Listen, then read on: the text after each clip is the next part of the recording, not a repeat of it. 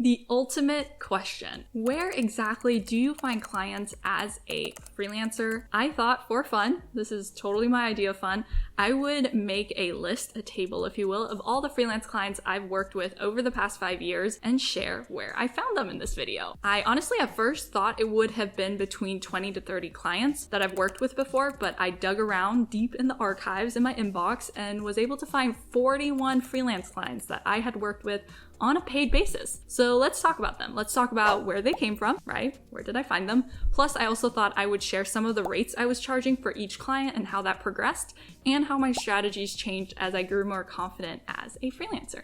There will also definitely be a pie today, a pie chart. That was bad, but I'm still proud of myself for that one. Hey, my name is Dea, freelancer, digital business manager, and most recently an entrepreneur. And as always, you can find sections on the play bar below if you want to skip to a certain part of the video. Your time is precious, so take what you need. And let's dive straight into the video. So I made this whole table, and this totally makes the inner type A in me just so happy, of all the clients. And I assigned them some code names, you can see here, to protect their privacy, but they are sorted in the order that I got them. So, one is the first client that ever gave me a chance, which is so nice. His name is Topher. I'm gonna give him the biggest shout out because I had no social proof and no real experience when I first started, and he must not have trust issues because he gave me a shot. So shout out to Topher.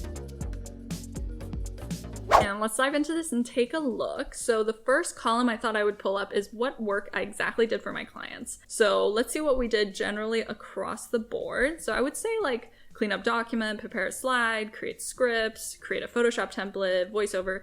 It's pretty like admin-ish tasks like data analysis, set up a background template, transcription, definitely very admin based. So definitely a lot of admin tasks to start. And then I would say like generally when I first started, the tasks and projects didn't require a lot from me because I didn't have much to give anyway. So I was only applying to jobs that I thought like, I can probably figure that out. I can like realistically just spend some time and Google, if I'm honest. So that's how I started. But as you can see, as I transitioned, I started gravitating more and more into project management. So you can see our project management, content management, I loved content, account management. And slowly those became the only projects that I would take on. So like project team, content, and then helping somebody hire a VA, translations. I still do honestly, my German is not very good. So I could only do German to English translations. I couldn't even do English to German because my German is just like atrocious. So you can see here, then I started to niche. Like the whole time I was like, ooh, I really like project management. And then I kept going. And eventually the only jobs I was taking on were project and content management. And this is how essentially I became a digital business manager, because that's what a digital business manager does. Towards this region is when I first discovered the term digital business manager. And that's when I started calling myself that as well. All right, so now let's pull up how much I charged because I thought that would be fun. So let's pull up let's look at requirements because that's pretty fun too. Here you can see when I started, there were some things that didn't really require anything. They just required me to like sit down and actually do the task and possibly Google. So you can see I'm giving Google a shout out here because I use Google probably for every single task. Some of them required languages, so shout out also to my parents for helping me learn English in elementary school. English came in handy, very much so. I started ranking like requirements essentially, and you can see as I started to become a digital business manager and move into project and content management, I was using like more higher level skill set that I had learned and taught myself essentially throughout this period. And I learned a lot as I was working behind the scenes of these previous clients essentially. Next up, let's talk about how much I charged. I divided it into 4 categories. Low, which is like anything below $15 an hour, then medium, which is like $15 to $34-ish. I know it's kind of a bigger range. And then high was $35 to $60. And then premium, which is like $100+. So you can see when I started, I was just taking basically anything that I could get my hands on, so mostly like low paid stuff for sure. And then slowly I started to increase my rates. In the first year, I already increased it to like $20 or $25. So this all, also just to give you some time context, like all of this up to something here-ish was the first year of freelancing. So I know it looks like there's a lot it's not evenly time spread out, because I also put in like the duration. You see a lot of these were like one-off projects. So yeah, anyway, just to give you some time context. But yeah, so my rates slowly increased. This was the first time somebody paid me $35 an hour to do anything. Super exciting. And then I kept going. You can kind of see that it doesn't transition very smoothly. It's not like low, medium, high, but it's like I was essentially, because I was increasing my rates not with all clients at once. I was doing it one at a time, which made it safer for me because I wasn't like, sending out mass like salary renegotiation emails. And then what if like all the clients dropped me by some chance, right? So I did it one at a time to kind of like buffer the proof a little bit. So as my skill set scaled and my investment in my own growth essentially scaled, I started to see an increase in my rates. And coupled with like confidence goes a long way. Testimonials, social proof, all that other good stuff, being behind the scenes of the business, learning how they work. Yeah, it just like grew and grew essentially. I put them into like hourly format here, but most of these after the freelance platform weren't really hours based anymore. They were project or deliverable based. I just like calculated them into hours for easier comparison. So you can see towards the end here where I ultimately want to be. So now let's get into where they came from. Let's take a look and see. Let's get a pie chart up on the screen. So you'll see that 61% came from freelance platforms, 27% came from Facebook groups, 2.5% came from cold pitching, and 7.5% came from referrals.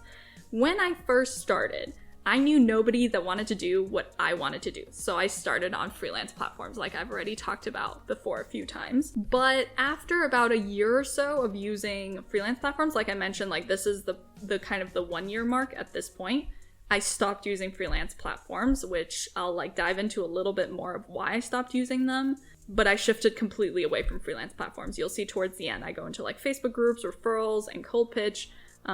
But I essentially moved away from freelance platforms entirely. And I know looking at this graph, it may be tempting to like run headfirst into a freelance platform, which I would say is okay if you're just getting started and you really don't know where to begin. But there are 3 caveats that I want to share here. 1, of those that came from the freelance platforms, only 3 of the 25 were long-term clients that lasted over a year. 8 were less than a year, but more than a month. So generally speaking, freelance platform clients in my experience weren't as long-term as clients I found elsewhere. It was also, so this is number 2, it was also a lot of work to actually apply constantly on freelance platforms and you have to go for volume because you're competing with everybody else on the platform, right? So you're sending out, I think I sent out like hundreds of applications as well. Third thing, this is the biggest one for sure for freelance platforms. They take a huge chunk of your paycheck. With the one that I was using, if you've watched my other video, then you'll know it was Upwork. They actually took 20%, and I think now they increased it. I'm not 100% sure, but 20% is a lot when you're charging less than $15 an hour. And it just made it completely unrealistic, unsustainable for me to do long term. So I had to get off of that very, very fast. So that's why I moved into like Facebook groups, networking, referrals, paid memberships, cold pitching. Some of these were kind of a mixture, like I would apply to something in a Facebook group and then that person knew one of my clients and I got a referral kind of like perk through that client or something. But otherwise, generally, this is where I found these people. So in the beginning, during these like first 5 to 10 of these clients, I was working full-time at the time. So they're much smaller scale projects. And when I was doing this, I just wanted to validate this path of like potentially freelancing, potentially working online before I head into it. So if you're thinking about doing it, like doing a side hustle, doing freelancing on the side of a 9-to-5, then it's absolutely doable. You just have to manage your time a bit carefully. Don't focus on booking long-term clients from day one. Focus on just validating your offer and potential path first because you are so limited on time. 2, I made a big shift away from freelance platforms, like I mentioned, because they take such a big like cut of your paycheck, which really just sucks if you're already charging like very low rates. So it was great to get started because like I mentioned, I knew nobody. So it kind of introduced me to this whole new world where clients were abundant, right? Quality of clients, not always excellent, but they were definitely abundant. 3, Definitely always diversify where you find your clients. There was a time when I thought a freelance platform might ban me because a client of mine asked me if he could pay me off of the platform, and they have those like triggers for those keywords. So I thought the platform would ban me and I would never use it again, and that was terrifying because all my clients were there and it was my sole income. So diversify. Really, like that's my best tip, diversify. Number 4, at the end of 2017 is when I felt like it was beginning to pick up my client work. I got booked out at the end of 2017. And truly, once you have options, like once you're booked out, your strategy, my strategy, and what I recommend to others is to keep applying anyway. Keep trying to land more gigs because then you'll have more options and you can swap out better clients for clients that aren't ideal. Number 5, I began gravitating into tasks that I enjoyed more. That's why I also recommend niching slowly and in phases instead of like all in one go. And over time, that's when I found my dream role, which was specifically like project team and operations management as a digital business manager. I noticed that actually most of my favorite clients were coming from Facebook groups because I was joining groups where I felt really inspired and interested in the topic of the group. So as an example, I joined a digital nomad girls group. So the people that were posting jobs in this group were really aligned with who I wanted to support and the lifestyle I wanted to help others create, essentially. 7, referral clients were really good because they had become, like they were pre-vetted essentially too. So really try to incentivize people to send you referrals, give them a referral percentage because those referral clients are A++. 8, client 33 and onwards is when I started to get really excited about who I was working with and the types of tasks I was working on. These were my like ideal clients, and that's normal, right? Like you won't sign your ideal client from day one. You don't even know who your ideal client is on day one. So just begin. Like the faster you get through the first handful of clients, the better. 9, I found that services also that had more of a recurring need were more beneficial to me. So clients that needed like project or team management normally need it on an ongoing basis, right? Like it's not really a one-off service. Like, yeah, you can do a one-time project setup, but normally people need setup, then like monitoring and management. And that was great because then they would want to sign monthly retainers, which helped me so much in terms of income stability as a freelancer. So I started going more and picking more projects and services that had that recurring regular need, essentially. Finally, 10, you don't need a lot of clients. I know I'm showing you 41 clients, but honestly, you don't need this many. You don't need 40 clients. If anything, you really only need 2 to 3 great clients, right? I would say about 5 of my clients from this big list accounted for most of my cash flow and interest and passion for my work. So really, like this is the bonus tip, just begin. Like just get your first client because I promise I could have very easily not started and I could have easily not had my first client and that would have been so sad.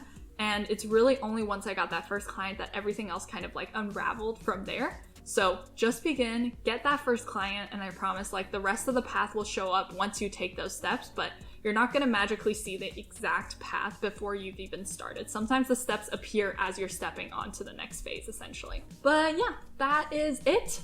That's my video breaking down my 41 freelance clients. I'd love to know if you're dipping your toes into freelancing, where you're finding your clients, so we can all kind of pool our knowledge together. And I hope that was useful. And yeah, I'll see you in the next video. All right, bye.